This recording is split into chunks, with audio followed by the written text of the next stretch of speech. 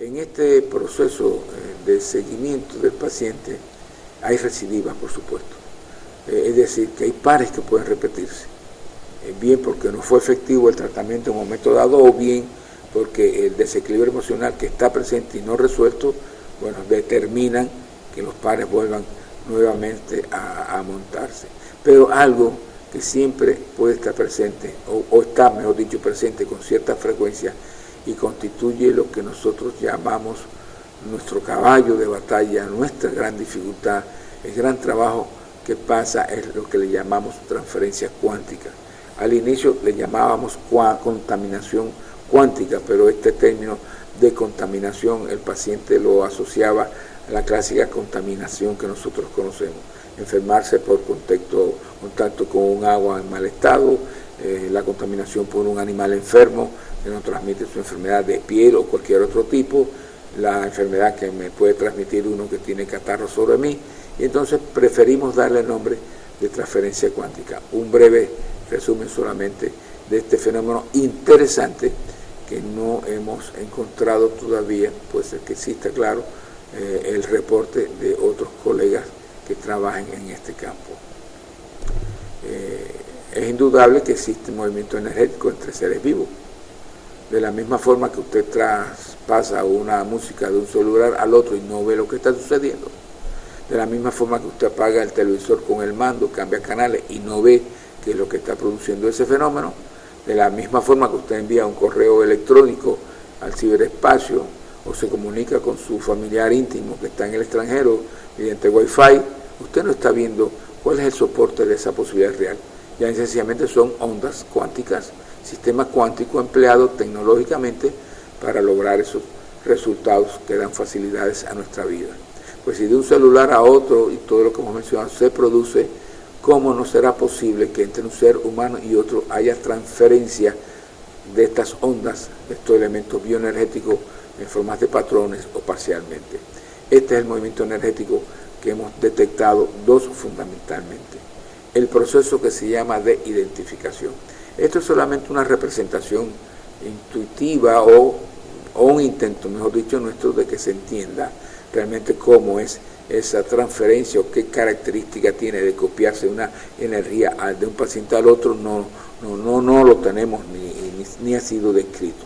Pero como idea general, como identificación, todos los componentes de carácter de desequilibrio energético, es decir, de todos los pares que se diagnostican en un paciente, los tiene otro, por lo general, otro familiar, otro gran amigo, como tal. Muy raramente tenemos solamente un caso, un animal, de que en donde todo el patrón energético de todos los pares del paciente lo tiene este colaborador, este identificado.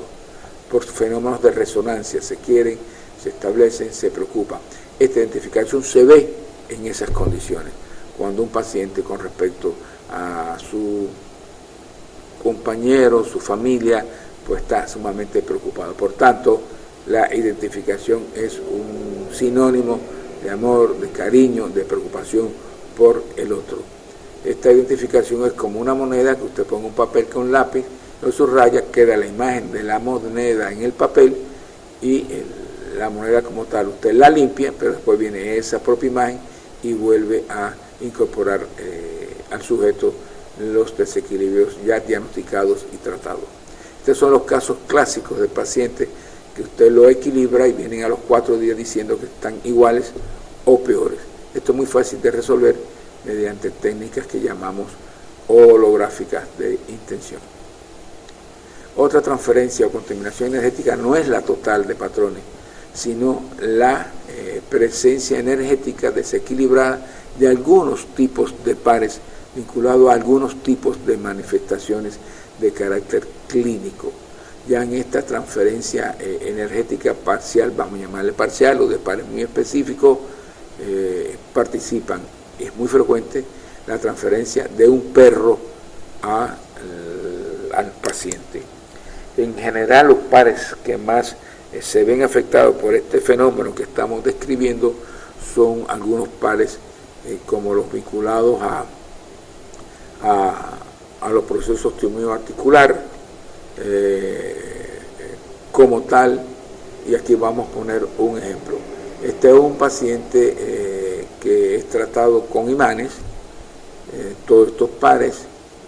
Tiene artritis reumatoidea verdadera, tiene bulborraquídeo cerebelo, que puede ser objeto de migraña, tiene gastritis, tiene coxis sacro, sacrocoxis, las lumbares están tomadas como radiculopatía lumbar. El dorsal es la combinación mandíbula dorsal 5 que da artritis reumatoidea verdadera. Uno es que estos pares en el momento de su estudio, el 21 del mes 8, estaban alterados, justificando el cuadro clínico del paciente. Cuando el paciente retorna a los 7 días, estos pares están equilibrados, pero vuelve a replicar coxis sacrocoxis. Hiato esofágico. El hiato esofágico puede replicarse, que no es por transferencia informativa, según está descrito, y nosotros apoyamos e investigamos que esto es la gastritis y puede estar vinculado a un fenómeno de inadecuada higiene en el momento del acto fecal o de defecación. Estos son coxis sacro, todos son pares que de una forma u otra, al ser alterados a nivel intrarraquídeo, provocan nódulos, vamos a llamarles si queremos energéticos, pero son nódulos que pueden ser observados por el somatón como tal, que producen cuadros de dolores muy variables o de sensaciones muy variables o de actividad motora muy variable. Y son pares precisamente que se reproducen por transferencia cuántica con una frecuencia elevada, bastante elevada en los pacientes que tenemos, que nos obliga a impactar, a averiguar quién es el que hizo esta transferencia, si es su tío, si es su hermana, si es su hijo o si es el perrito de la casa, si es el gallo fino de la casa, si es la cotorrita de la casa, que son los elementos más frecuentes que hemos observado. Este es un caso tratado con imanes, con presencia de recidiva y presencia de transferencia informativa. Este otro caso tratado por intención, es decir, pidiéndole al organismo con nuestra intención que estos pares se equilibran. Le ponemos un pH para saber que este fue el tipo de tratamiento. Mire, tiene hongos, tiene dolor articular falso de miembros inferiores, tiene malio interno externo, también de problemas articulares, pero presenta también todo un conjunto de trastornos que justifican sus dolores, nódulos como tal, radiculopatías lumbares, plexo lumbosacro tomado. Y vemos que cuando se repite el estudio como tal, vuelve nuevamente a presentarse un fenómeno de transferencia energética o transferencia informativa. Esto es un caso tratado con conciencia que también lo trajimos para que viesen que no siempre existen estos fenómenos de recidivas ni transferencia informativa como tal. En este caso, sus dolores pues desaparecieron prácticamente en una consulta, no hay transferencia cuántica. La cantidad de recidiva no está vinculada al tipo de tratamiento, es totalmente independiente. Aquí tenemos, los resultados no significativos del promedio, podemos decir, de recidiva en porcentaje, mejor dicho, en porcentaje, según la N de cada uno, cuando fueron tratados con imanes, con intención general y con la participación del paciente. Estos fenómenos de transferencia informativa del total de pacientes, 46 estudiadas, repetimos, muestra representativa, con transferencia, es decir, con el fenómeno observado, es un 33%, es decir, lo que habíamos dicho. Esto es un fenómeno con frecuencia, es nuestro dolor de cabeza para lograr la restitución total o restauración del paciente en breve tiempo. Siempre sin transferencia es todo lo demás. Claro, hay una diferencia significativa, predominan los sujetos que por suerte no nos ocasionan el tratar esta complicación. En 15 sujetos y en 31 sujetos estamos valorando el porcentaje también de recidivas, según haya transferencia o no haya transferencia. Recuerden que la recidiva es la replicación de pares, que puede ser producto de traslado de energía o por un elemento que nosotros no tenemos definido, vuelvan los pares a montarse, quien se haya vinculado a un elemento emocional no descartado. Los sujetos que presentan transferencias o recidivas en un 35%, claro, son los pacientes que tienen transferencia informativa que justifican recidiva, 35 a un 10%, en este caso el porcentaje con respecto a las muestras pues son muestras tratadas estadísticamente como muestras independientes. Esto es elocuente. Este es el promedio de consultas en 15 sujetos estudiados, en 31 sujetos que estuvieron sin transferencia y con transferencia. Es lógico, si hay recidivas, si hay la replicación de los pares anormales, nos obligan a ver al paciente en mayor cantidad de consultas. La efectividad, sin embargo, es la misma. Por eso es que tardemos un poco más en los casos que hay recidivas e información que se replica, pero a la larga la solución es idéntica. Nosotros tenemos una codificación cualitativa o cuantitativa del estado clínico del paciente. Mejorado 1, mejorado 2, resuelto el asunto 3. Vemos que como parte también de nuestra estadística nos da un equivalente a 2.4 en ambos casos, si prácticamente todos los sujetos de ambas muestras llegaron a la solución total de sus manifestaciones clínicas. Un ejemplo muy curioso fue el primero que nosotros tuvimos y que pudimos encontrar que también los animales o aves pueden ser portadores a partir de resonancia terminada de patrones energéticos. Este es un paciente que llega a la consulta en el año 13, 70 años, es jubilado, dolores típicos cólicos intestinales de hace más de 5 años, que se acompañaban estos cólicos en los momentos de defecar de desmayo frecuente. Se aliviaba, por supuesto, si llegaba a corregir, a veces tenía flema, flatulencia y gases, acidez, unos mareos y algunos tipos de ciatalgia. Este sujeto se le diagnostica una alteración vinculada a un par que es colon transverso vejiga o colon transverso hígado, y este par es mediado por el Vibrian cólera. Luego debemos de prestarle atención de que los síntomas clínicos o subclínicos, bueno, pues pueden acompañarse de estos dolores tipo cólicos, etc. Este paciente, bueno, pues este es el diagnóstico, tenía su disfunción prostática y otras disfunciones, pero fundamentalmente el colon transverso colon vejiga por las alteraciones intestinales, y esta es la disfunción prostática. Se comprueba que el esposo posee el par del cólera y se le corrige en persona. Pero a los 25 días no mejora el síntoma de los cólicos, el resto ya es normal. Es aficionado a los gallos finos, se comprueba que uno de ellos, el llamado colorado, es transmisor de información. Coincide con un animal enfermo desde su nacimiento que no ha podido ponerlo en condiciones de pelea. Se impactan a distancia, es decir, son tratamientos a distancia telesomáticos a partir del mismo paciente. Se orienta y se deshaga del mismo. Se complementa tratamiento con tetraciclina y cotrimoxazol. Es decir, nosotros no excluimos, aunque somos enemigos del uso de medicamentos, su uso razonable para casos determinados. Este fue un apoyo como tal al tratamiento bioenergético.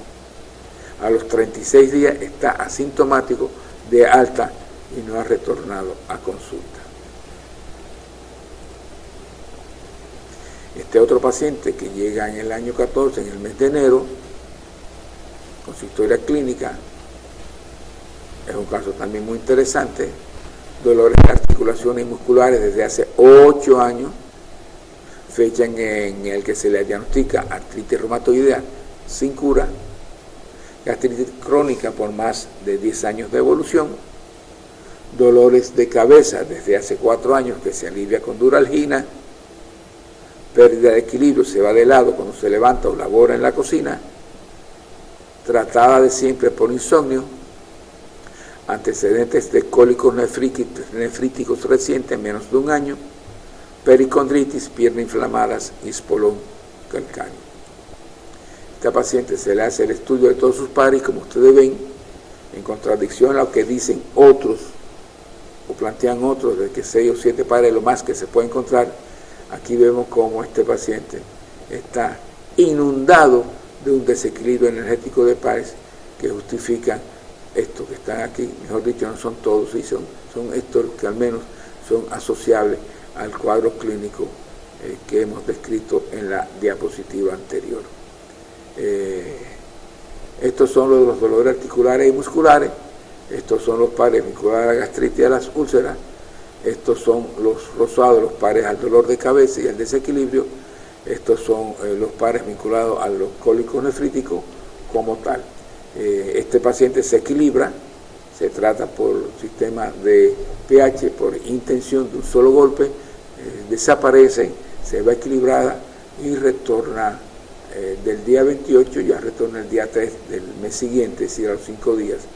Y en la evaluación clínica vemos que continúa con dolores positivos, se siente mejor de su gastritis, de los reflujos gástricos, dolor de cabeza mejorado, la pérdida de equilibrio no tiene síntomas, duerme bien, no refiere síntomas vinculados a cólicos nefríticos y por supuesto de la pericondritis está mejorada. Sin embargo, esto es un cuadro evolutivo que no satisface. La paciente debe de tener pares todavía activos. Señalemos que es un principio visto en todos los casos. Pares resueltos, modificaciones clínicas expresadas por desaparición o mejoría. Mantenimiento de síntomas clínicos, busque usted pares que esté todavía presente o alguna necesidad de rehabilitación específica.